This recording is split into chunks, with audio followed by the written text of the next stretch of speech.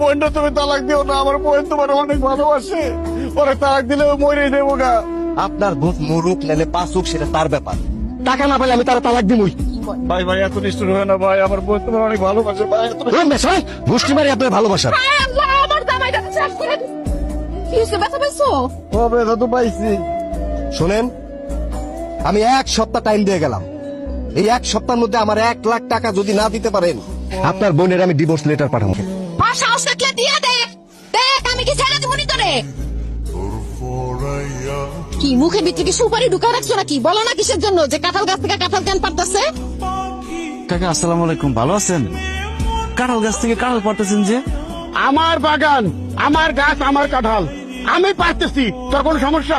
এই এক কাজ কর, 12 দিকে একটা কাঁঠাল দিতে, বড় দিকে এটা নিখা। একটা কাঁঠাল দিব মনে কাকা? এই কাঁঠাল বাগান পুরোটাই তো আমার আব্বার নামে। আব্বা মরে যাওয়ার পরে এটার মালিক তো আমি তো দেখাশোনা করতেছি।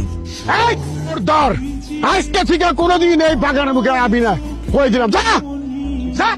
শরবত খাও। কি যে ভয় পাইছিলাম, গলাটা শুকায় গেছে। খুব ভালো করছো শরবত এনে। এই যে, এই শরবত তুমি খাইবা না, কেন? কারণ এই শরবতে বিষ মিশানো আছে।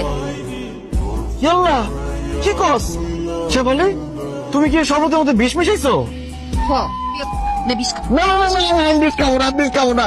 দেখো এক ফোঁটা বিষ আমার গলার মধ্যে ঢুকলে আমি মরে যাবো, হবে না, বল দিয়ে আমার মাছ আমার আমার দোহাই লাগে, ভাইরে বাইরে ফেলে না, তারা ছাইড়া দাও। তোর ভাইরে আর বাচ্চা রেখে কি করুম কত আমে না।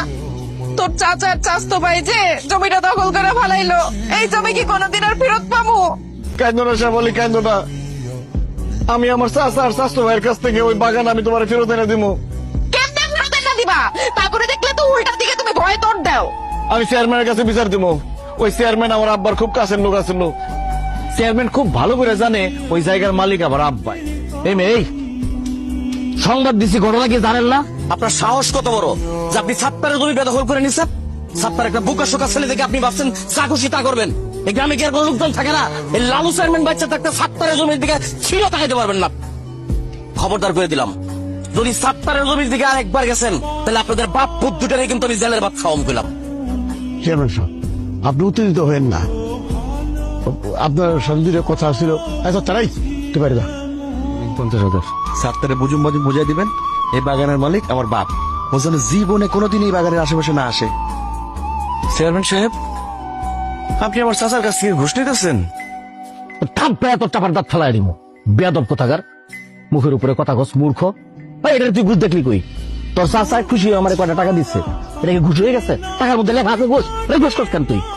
ঘুষ কমু না দিলে কি কমু?